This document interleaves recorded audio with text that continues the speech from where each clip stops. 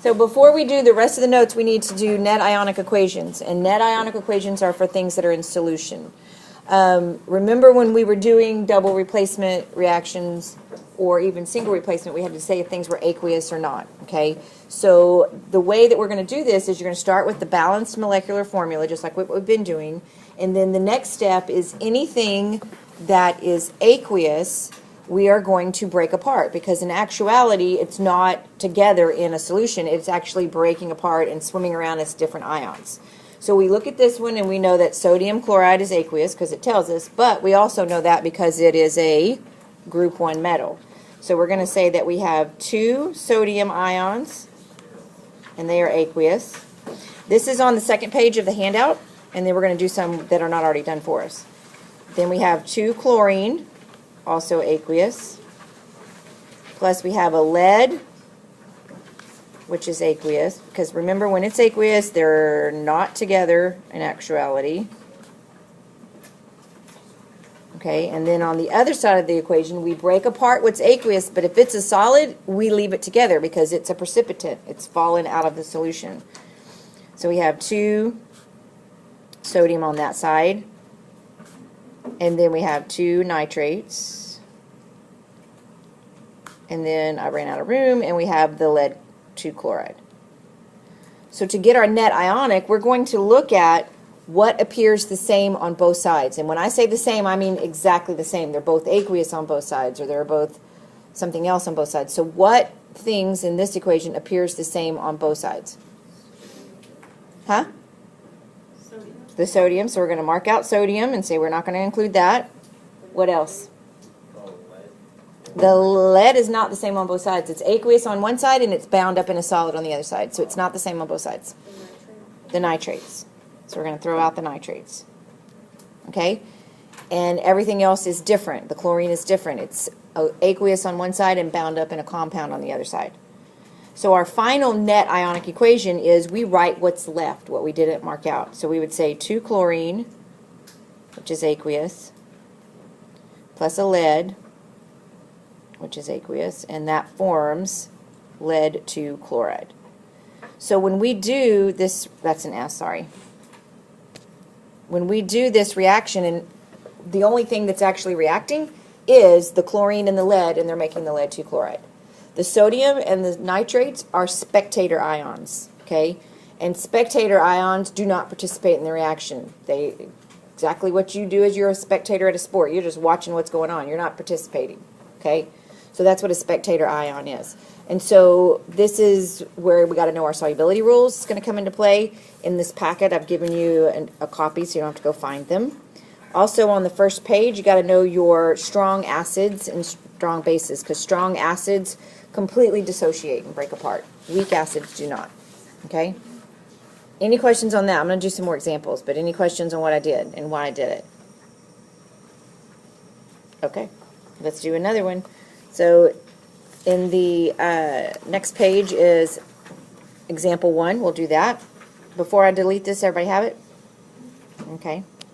So we're going to start out with iron 3 nitrate. So how do I write iron 3 nitrate? Okay. Nitrates are always soluble, so we're going to write AQ behind it. And we have potassium hydroxide. Group 1 metal, potassium, always aqueous, always soluble, so it'll be aqueous. And then double replacement, so we're going to do inside, outside. So my thing is going crazy. So what's it going to make? It's going to make iron 3 hydroxide, so FeOH3. What does it say? What do our solubility rules say about hydroxides?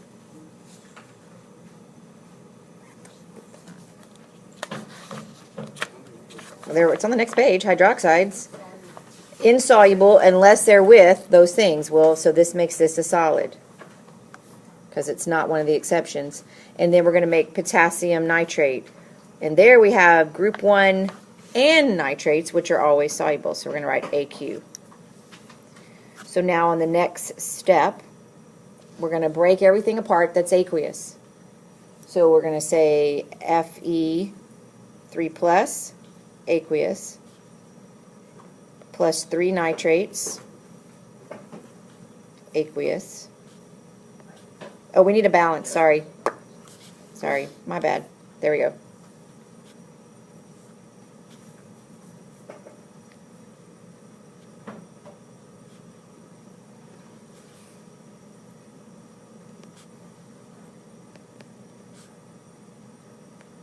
We're going to do the same thing on the product side.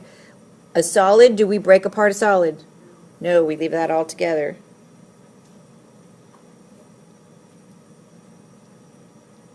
And then we have 3 potassium plus 3 nitrates. So what appears the same on both sides? The what? I heard someone say nitrates. And the potassium. So we're going to take those out. So that means our final net ionic equation is going to be Fe 3 plus 3 OH minus.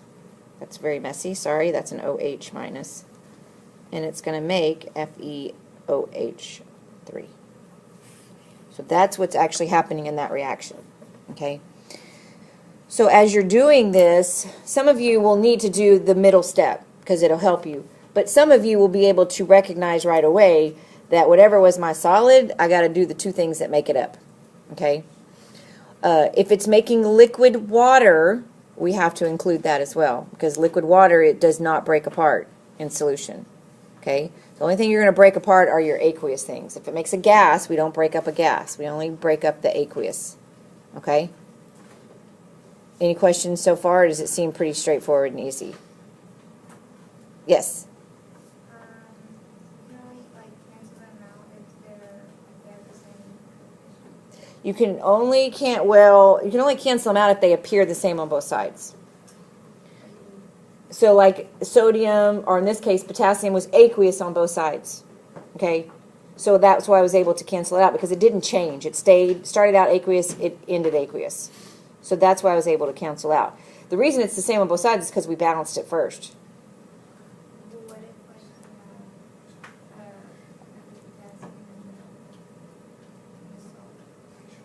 if You should never have potassium in a solid compound. Huh? We will not be breaking up water, we would form water. Yes? Why do we keep the iron oxide together but not the... Because if we look at our solubility rules on iron oxide, it's insoluble, so it forms a solid. So it actually reacted and formed something. So basically, if I mix together a solution of iron 3 nitrate and sodium, or not sodium, potassium hydroxide, they would be 2 clear liquids, and when I would mix them together, I would probably get, I think it's yellow, I think I'd get a yellow solid out of that. So this is what actually is happening. I would still, in the liquid part that held the solid, would still have potassium and nitrate dissolved in water, and some water. These are all, when we say aqueous, remember, we're assuming they're dissolved in water. Okay? But if it forms a precipitant, or in the case of the solubility rules, we say insoluble, then that's actually what's forming. Okay? So I want to do a single replacement one to show you, and I want to do an acid-base one too. Okay? Which are not exactly some of these ones, but I'm going to make them up. Okay? So everybody have that? So if you want to cross out like your example 2, and I'm going to do a different one because I think it'll help you. So let's do, name an acid you want me to do? Sulfuric? Okay.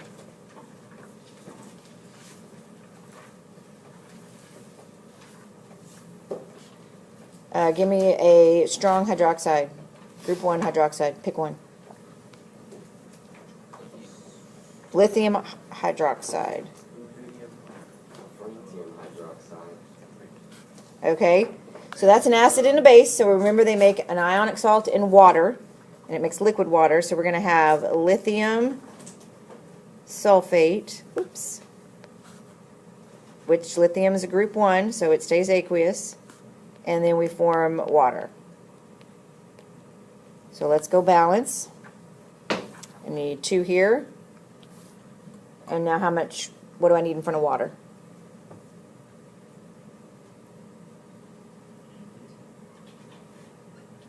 Someone say 2. Thank you. Okay, so now it's balanced. So let's break apart what's aqueous. So we're going to have 2 hydrogens plus a sulfate plus 2 lithiums plus 2 hydroxides.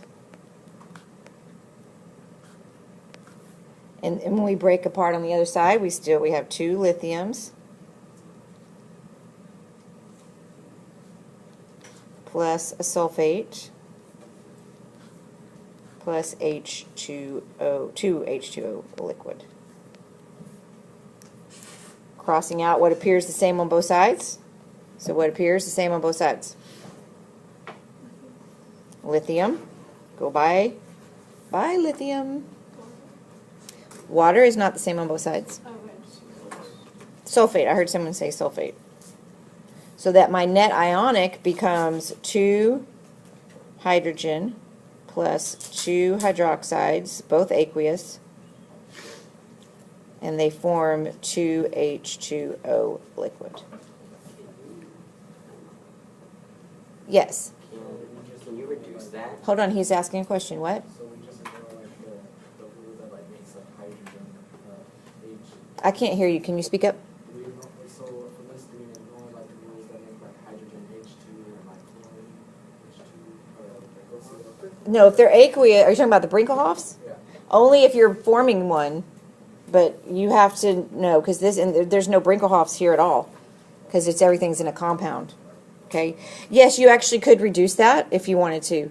Now up here we couldn't, because then it wouldn't bounce it. But if you wrote down H plus OH yields H2O, that is the correct net ionic, because you could, in that case, reduce it. Yes. Do we have to write the plus and minus on the charges? Oh, absolutely. There. Forgot it. Yeah, you always have to include the charges in your net ionics. Okay? So that was an acid base. Let me show you. I don't think any single replacements show up on your worksheet, but I want to show you just in case. So let's do another example. So let's see. Let's use lithium again, because we know lithium is going to replace everything, right? So lithium is going to be a solid, and we're going to add it to, let's add it to calcium sulfide. Okay? Actually, let's not add it to, let's do it to calcium sulfate. No, because no, I need to do something that's aqueous.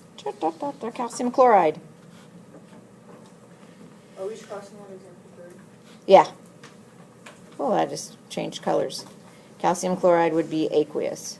So in a single replacement reaction, we want to know, will lithium replace calcium? And what do we remember about lithium? Oh, we can replace Top dog, it replaces everything. Yes. Why is lithium a solid if it's a component? Right. Well, it's by itself, it's a solid. Yeah. It's not in a compound. Do CAS? Huh? Why don't we do CAS? I believe calcium sulfide is insoluble. No, it's soluble. Sulfide? Oh, Group 1, group 2 metals and ammonium. I couldn't remember that one. Yeah, because I don't deal with the sulfides. But we could have done calcium sulfide then. Yeah.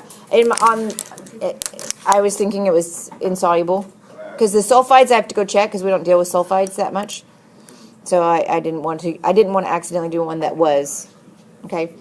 So lithium will replace calcium, so that means we get lithium chloride,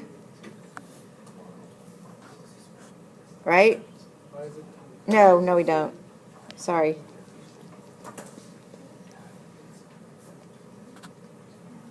Lithium chloride, which is aqueous, plus calcium solid. So I need 2 balance. I'm going to put a 2 here and a 2 here. Unbalanced. So now let's break apart anything that's aqueous.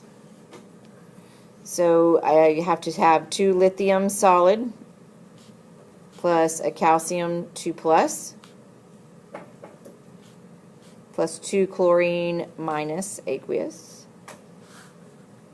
And then over here I would have 2 lithium plus 2 chlorine minus. Both of those are aqueous. And then plus calcium solid. So what appears the same on both sides? I'll give you a hint. It's only one thing that appears the same on both sides. Yes? Not lithium, How not come lithium. one's calcium Gas. aqueous and one's a solid? CO. Because in a single replacement, when it kicks calcium out, calcium is a solid by itself. But when it's together with chloride, then it's... Yeah, because now it's an ion. But whenever lithium kicks, remember when we kick something out and it's just the element by itself, then you have to go what its standard state is, and the standard state of calcium is solid. And what did we say was the same on both sides? The chlorine. So we're going to mark out chlorine. So that means my overall net ionic would be 2 lithium plus a Ca2 plus, which is aqueous, yields 2 lithium aqueous plus a Ca. So that would be my net ionic. When we get to redox reactions later in the year, you'll find that this is actually a redox reaction here. You'll find that in addition to your elements being balanced, so does your charge has to be balanced. And if you look at this, both sides have a 2 plus charge because your charges have to be balanced as well. But that's when we get to redox, which are my favorite ones to balance. I love them. Okay? All right.